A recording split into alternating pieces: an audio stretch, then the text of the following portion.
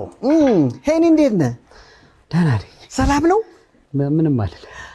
እንግዲህ የተገናኘን የዛሬ 3 ዓመት መጀመሪያ ይፋ ያደረከው 3-4 ዓመት እዚሁ መጥቼ የዛሬ 3 ዓመት።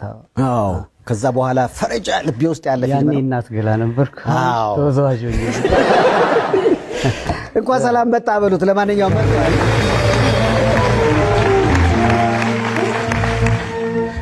ያኛው ሄኖክ ለዚህኛው ሄኖክ የአባትህን ስም ነው የሆነው ወንድሙ ደግሞ የምር እሱን መሰልኩ አይደል? አታይም? ይኸው ፎቶው ነው። ያኛው ሄኖክ እና የኛው ሄኖክ ታላቁ ይሄ ነው።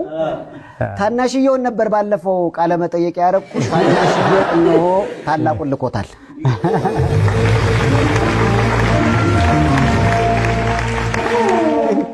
ከላይ ስትመጣ ነው አስታውሳለሁ። እንደውም አሁን እዚህ ከሰኞ በኋላ ጓደኞቼ እንደ ቴኒስ ኳስ እየተቀባበሉ አበሉኝና ትንሽ እንጂ ይሄኛው ታች ያለው ነበርኩ እስከ ሰኞ ድረስ። የመጨረሻው ቀረጻ ላይ ሰኞ ነበር የጨረስኩት። ሰኞ እስኪመጣ 1 ሳምንት ሙሉ አልበላውም ምግብ። ግማሹን ቀን ውሃ፣ ግማሹን ቀን ባዶ ደረቅ። በጣም ከባድ ነበር። ቆይ እኔ ጋር ስትመጣ ስንት ኪሎ ነበር? 94 ኪሎ ነበር። 94 ኪሎ ነበር። መጨረሻዋን ቀረጻ ስትሰራ ምን ያህል ኪሎ? 62። ያ ማለት ወደ 40 ምናምን ኪሎ ቀነስክ? አንድ ላይ 41 ኪሎ። 41 ኪሎ በፌስታል አስበዋል። በጣም ከባድ። ኧረ በጆን እያስባችሁታል።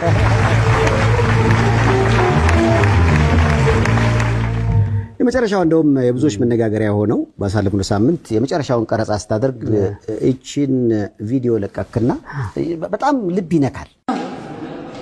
በርትተናል፣ ጎብዘናል። 3 ዓመት ሙሉ ነው መከራ የበላ ነው። ለዚህ ፊልም እወዳችኋለሁ፣ አከብራችኋለሁ። እሺ የምሬን ስለታገሳችሁኝ በጣም አመሰግናለሁ። ወንድም እግዚአብሔር ይስጥልኝ። ይሄ ለማሳዘን ወይ ለማስገረም ምናምን አይደለም። እና እነዚህ አሁን የምታያቸው እዚህ ቪዲዮ ላይ የምታያቸው ሰዎች ቤተሰብ አላቸው። በጣም ቀልድ አይደለም። በተለይ ዳኒ ዳኒ ቦክሰኛው የምታያቸው በሙሉ ልጆቻቸውን ምናምን ጥለውን ይሄ ከሌሊቱ 11 ሰዓት ተኩል ምናምን አካባቢ ነው። እንደዚህ 4 ዓመት ቆይተናል። አራታው እውነት ዳኒ ልጆቹን ብዙ ጊዜ አይቷቸው አያውቅም። ሌሎቹን ብታያቸው ያቸው እያለቀሱ ነው ሁሉ። ስለህ ተውቻ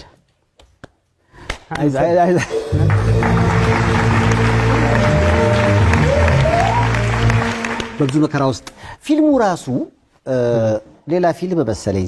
ቢሃይንድ ሲን ያለው ከጀርባ ያለው ታሪክ እንትን ነው። ፊልም ብዙ ጊዜ የምትሰራበት መንገድ ነው ፊልም ይባላል።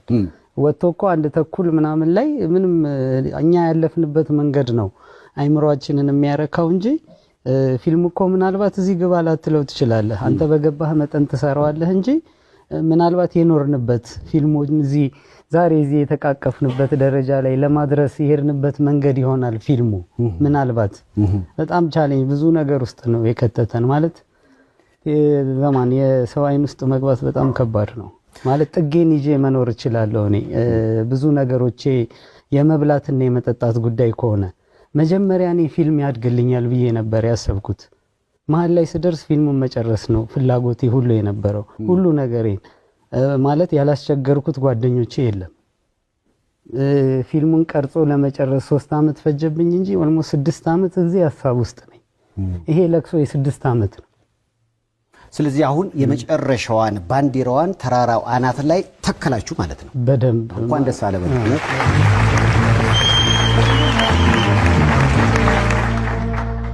ያው እንግዲህ አንዳንዴ ላመንበት ነገር የምንሄደው ጉዞ መሀል ላይ ውጣ ውረዶች ይኖሩታል። መጨረሻው ግን ያማረ ነው። ሰዎች ይሄንን ካዩ በኋላ ግን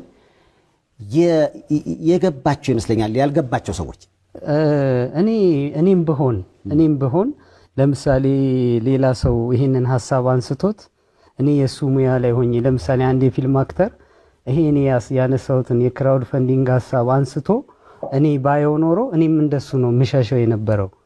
ምክንያቱም ከባድ ነው፣ አልተለመደም። በዚህ በቸገረው ህዝብ መሃል ገብተህ ብር አምጡ ብለህ ፊልም ልስራ ማለት እንደ ቅንጦት ነው የሚቆጠረው። እሱ ስለሸሸኝ እኔ አልቀየምም። ገብቷል። እኔ መጥረቢያውን ወስጃለሁ። አሁን ብዙ ጸሐፊዎች አሉ፣ ብዙ ዳይሬክተሮች አሉ፣ ብዙ ፊልም ላይ ያሉ በጣም ክሬቲቭ ልጆች አሉ። በበጀት እጥረት ብቻ ዝም ብለው አጠገባቸው ያለውን ፊልም ብቻ ለመኖር እየሰሩ የሚኖሩ እነዚህ ሰዎች ሊታገዙ ይገባቸዋል። ፊልም የሚያድገው በህዝብ ነው። ክራውድ ፈንዲንግ በጣም ፊልም ያሳድጋል። ትልልቅ ፊልሞችን አሳድጓል። የኔ መሸማቀቅ ይብቃ። አንድ አክተር መጥቶ አግዙኝ ሲል ሊታገዝ ይገባል። ዛሬ እኔ አላገዙኝም ብዬ አልቀየምም። ምክንያቱም እኔም በእነሱ ቦታ ብሆን ከባድ ሀሳብ ስለሆነ ልሸሽ ይችላል። እኔ ኮምፕሊትሊ ፊልሙን እሰራለሁ ብዬ እኔ ነኝ የተሰራሁት። ሰይፍሻ ታቀኛለህ? በምን ሄኖክ ወንድሙ ተሰራ? ኧረ ብዙ ነገር ሰው መሀል ገብተህ መኖር በጣም ከባድ ነው ማለት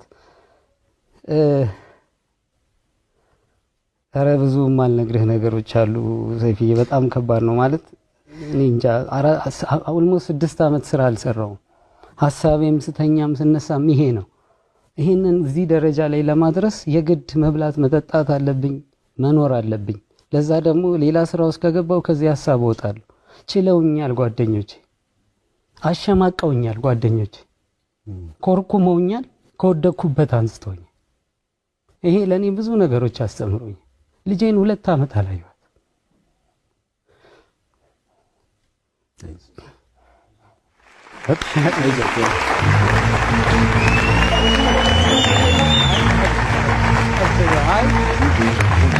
አይዞህ ራስህን ምናልባት ግን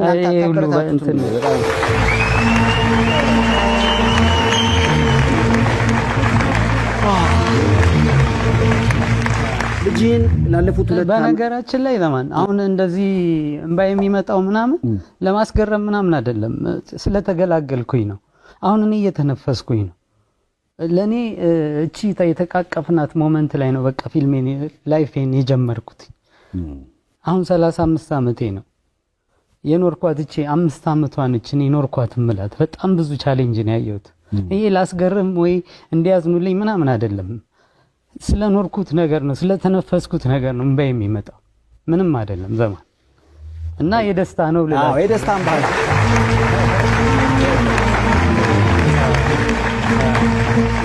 ላለፉት 2 ዓመታት ልጅህን አትይ እንጂ ልጅህ ግን ፊልሙን ቀርጸ ከጨረስክ በኋላ አንድ ፎቶ አባቷን በመደገፍ ይፋ አድርጋለች። እንደውም ደርሶኛል፣ ላሳይ እስኪ።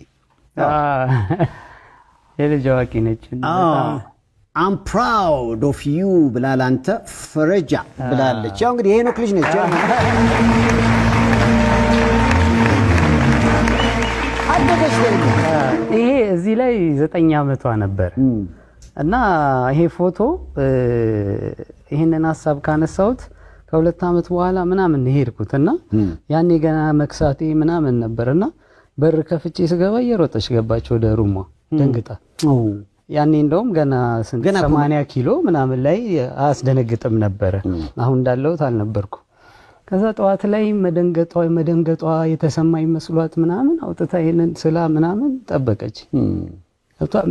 ይሄ ምን ያሳያል መሰለህ ሰይፍዬ፣ የፈረጃን ሐሳብ ለመረዳት የዚች ልጅ አይምሮ ይበቃል። የዚች ልጅ እድሜ በቂ ነው። ሌላ ውስብስብ ነገር አያስፈልገውም። ከህይወቴም ጋር አይገናኝም። ምንም አርቲስት ነኝ እኮ ዘማን ጥጌ ጋር ይዤ ቁጭ ብዬ መብላት ይችላል። የፈለገ ደግሞ ቢመጣ ለማጭበርበር ቀላል ነው ለኔ። ግን መጀመሪያ ያሰብኩበት ሐሳብ ሌላ ነበር፣ ፊልምን ማንሳት። ዛሬ አንተ አጠገብ እነዚህ ደስ የሚሉ ሰዎች አጠገብ እነዚህ ባለሙያዎች አጠገብ ቁጭ ያልኩት ፊልም በሰጠኝ ሞገስ ነው። ዝም ብዬ መተው አልፈለኩም። ያ ነበር የመጀመሪያ ፓሽኔ። መጨረስ ከብዶኝ ነው እስከዛሬም የቆየሁት ማለት ነው። አንዴ በጣም ቀጥታ መናገር የምፈልገው ነገር አለ። 1 ሚሊዮን 120 ሚሊዮን ህዝብ ጠየቅኩኝ። 2300 ሰው 3 ሚሊዮን 400 ሺህ ብር አዋጣ። ቀሪውን እኔ መኪናዬን ሸጬ የሰው ዛፍ ትልቅ ሰው ልበቀና የማነ የካፒታል ሆቴል ባለቤት እና አንድ ብሩክ አትላንታ ቀሪውን እኛ ሞላ ነው። በጣም አመሰግናለሁ። 3 ሚሊዮን ምናምንም በዚህ ሰዓት ማግኘት በጣም ትልቅ ነገር ነው። እልህ ስለያዘኝ መጨረስ ስላለብኝ 3 ዓመት ሙሉ በእግሬ ነው ሄጄ የሰራሁት ይሄንን ፊልም። ገብተዋል ማለት ምን ያህል ስቃይ እንዳየኸው። አዎ ግን በቃ ሆነ። አይገርምም? ሆኖለታል። በእናታችሁ እኔ አስታውሳለሁ። እንግዲህ ቪዲዮውን ታዩታላችሁ። መጀመሪያ እዚህ መጥተህ ፈረጃ የሚባል ፊልም በሌላው ዓለም የተለመደ ነው። የክራውድ ፈንዲንግ ይባላል። በአሜሪካ ለምሳሌ የሚሰሩ የተለያዩ ፊልሞች አሉ።